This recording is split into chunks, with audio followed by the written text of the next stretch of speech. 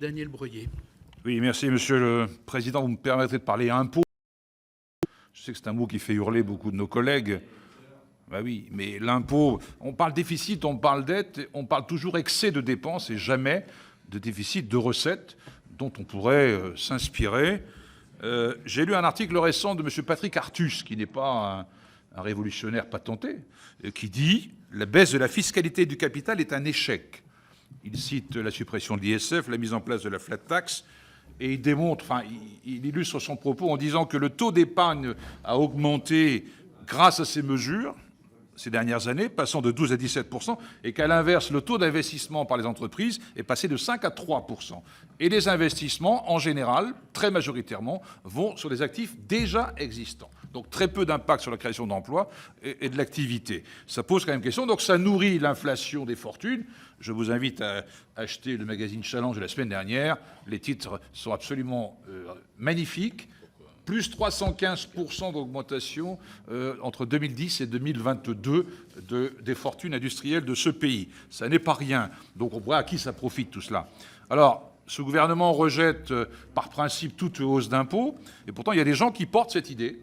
Et des gens qui ne sont pas tous des économistes alternatifs. Il y a des économistes même libéraux qui avancent l'idée qu'on pourrait augmenter l'impôt sur le revenu pour les hautes tranches. Les Britanniques l'ont fait, là. Ils vont taxer les profits des compagnies pétrolières de manière exceptionnelle, hein, mais pour un peu faire payer les gagnants de la pandémie et de la crise, qui sont une réalité quand même.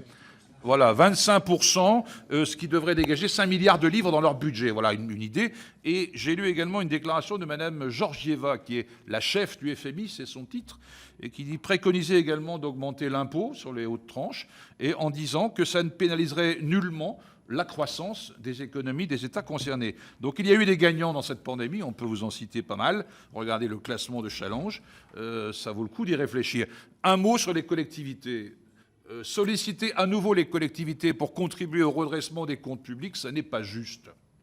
Parce que les collectivités, la dette des collectivités, la part de leur dette sur la dette totale de ce pays, c'est invariablement depuis 30 ans 8-9% globalement. Deuxième chose, les budgets des collectivités, vous le savez, doivent être équilibrés à l'euro près. C'est la loi. Ce que l'État ne s'autorise pas à faire depuis 47 ans, puisqu'on vote régulièrement un budget en déficit. Et puis, l'investissement, les emprunts que les collectivités contractent, vous le savez, servent à financer l'investissement et non pas le fonctionnement. Et les collectivités représentent encore dans ce pays, je crois, 70% de l'investissement public dans l'économie française. Donc, source de croissance, de développement et d'emploi et d'amélioration des comptes publics. Merci.